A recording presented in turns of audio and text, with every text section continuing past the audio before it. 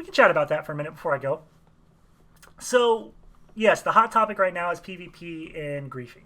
And I got a couple thoughts on it. One is that when we think PvP, the general thought that players have when they think of PvP is one-on-one fighting or them doing something and getting jumped by 2 or 3 people. That's it. What a lot of people forget about, well, let's not say forget about, maybe push to the back, is that PvP can also just mean like large-scale conflict. So the castle sieges, the node sieges, the monster coin events, the kind of push the objective caravan situation, like those PvP. Now, while that is a little more controlled, those PvP situations are much more complex and, in my opinion, enjoyable, rewarding than the other ones that we kind of immediately jump to when we think PvP. Do I think there will be griefing? Absolutely. You can't get away from it. You just can't. Some people just want to do it because they're super nice in person, and in games the only way they can be an asshole. Or some people are just want to grief to grief. Some people find it fun, find it the only way they like to interact with the game. It's going to happen. It does in most games. I think the corruption system will be able to assist in that. How much so, we don't know. Steven's come out multiple times and said, like, that's what Alpha 2 is for. Like, we'll play with the corruption system a lot in Alpha 2, and as we add more people and move into the betas and everything, we'll continue to really push the corruption system's boundaries so that we can tweak it and adjust it to see if it will do what we want it to do. It will achieve the goal, right?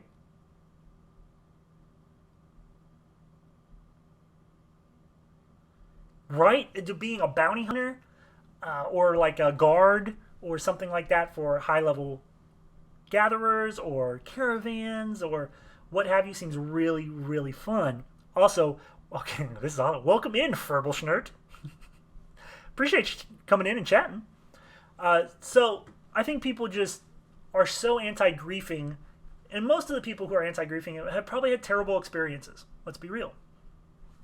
They just have, you know. Another one that has to do with griefing is a lot of people are drawing parallels to WoW, Open PvP, and how on PvP servers it's usually like Horde or Alliance because nobody wants to be on the losing side, and it's no fun. However, there's no consequences for griefing or PvPing in WoW, and some of these other games don't really have consequences either. So the fact that there will be consequences in Ashes of Creation, I think, will innately help. I don't think it'll solve it all, but it will help. Anyone who played Ultima Online or played games like Lineage 2, etc., would have been ganked or griefed. Oh, yeah, without a doubt. I've been ganked or griefed in these games before.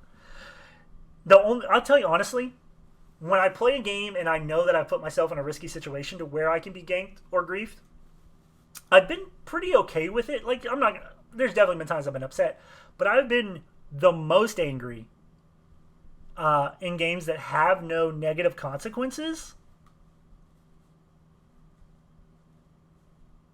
Yeah, as soon as they removed any kind of negative repercussions for your actions in WoW, it went wild.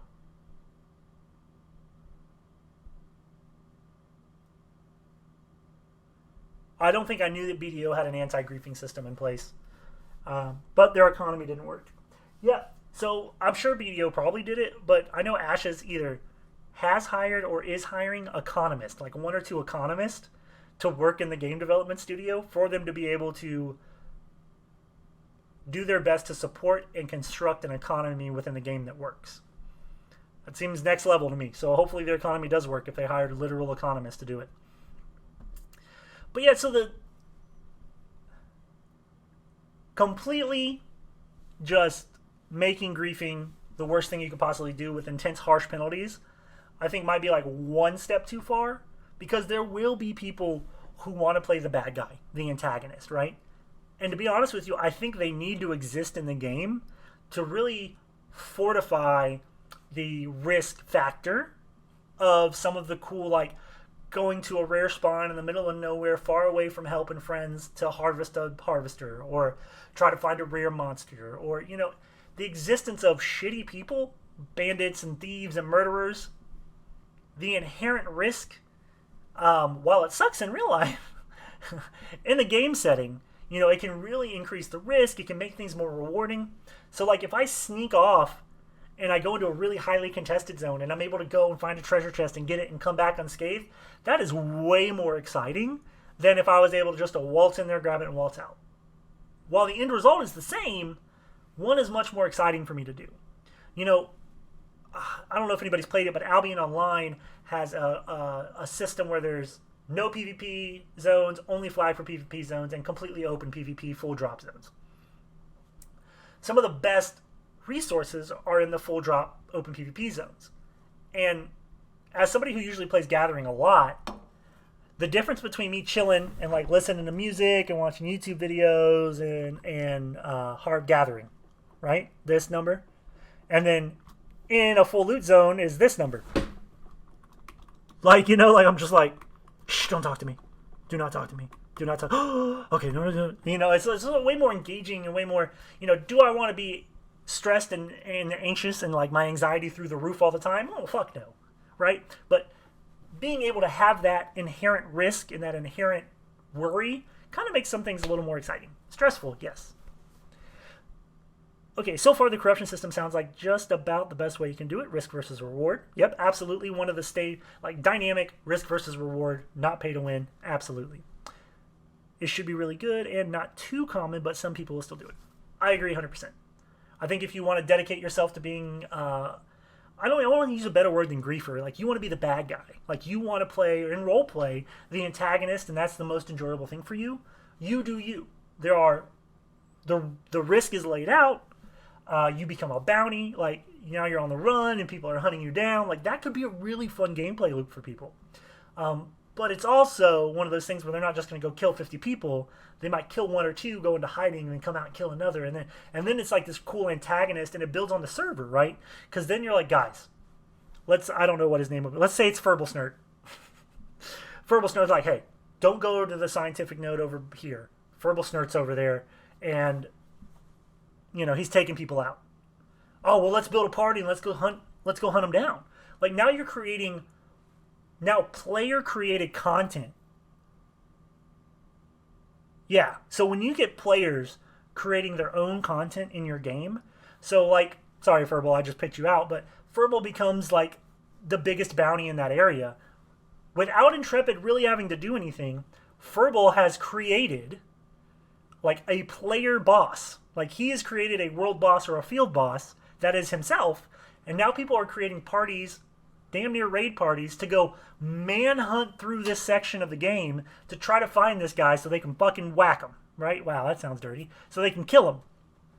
So, like, that is an incredible, incredible play loop that I think some people don't realize that some of this can give birth to.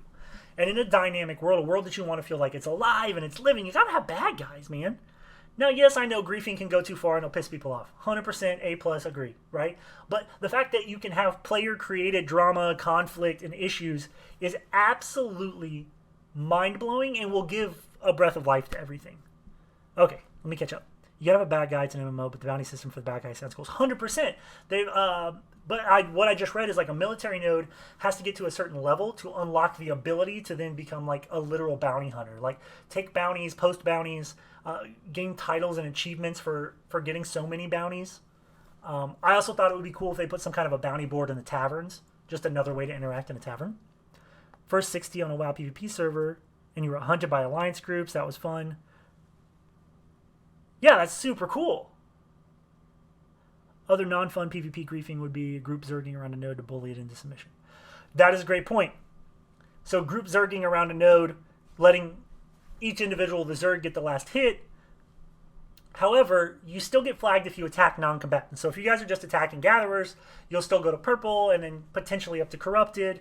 But let's be real, that's the thing. Like, what did in history in the human race, Vikings went around to get resources, or went around to get, whatever they went around for, or other armies went around to get resources. So it's understandable. But the only reaction to that would be player-created content. So let's say it's a Zerg of 20 people decide they're going to raid my node for its resources. We better fucking believe that I need those resources to advance my character. So what am I going to do? We're going to be in Discord, and we're going to be like, okay, let's say the nodes, the scientific node Z. Like, all right, node Z, squad up. We got to go take care of our business. You're not like you're back into more player-created conflict, player-created. So most people are shedding only negative light on it. And I know it's weird to think in a positive light or put a positive spin, which I'm not necessarily trying, I guess I am, on griefing or PvP. But the fact that in this living, breathing world that we hope exists, that we hope this game comes out before we're all dead, is that the player-created content and conflict creates a living, breathing society inside of this thing to make it really fun. Like, imagine you're on your phone, you're hanging out with your friends and family, or maybe you're just chilling at your house, your phone goes off, and it's the guys and the group, the guild, and they're like, yo, fucking Furball is killing all our lumberjacks, and you know we need all that to build our ship. We're getting on in 30, we're going to go find him and take him out. And you're like, oh, yeah, I'm in. You know what I mean? Like, now you're creating all this really cool shit. And to be honest, you know, it's not a lot of work for Intrepid once they put the systems in place, but now the players are creating their own content. And I think that is a really cool place to be.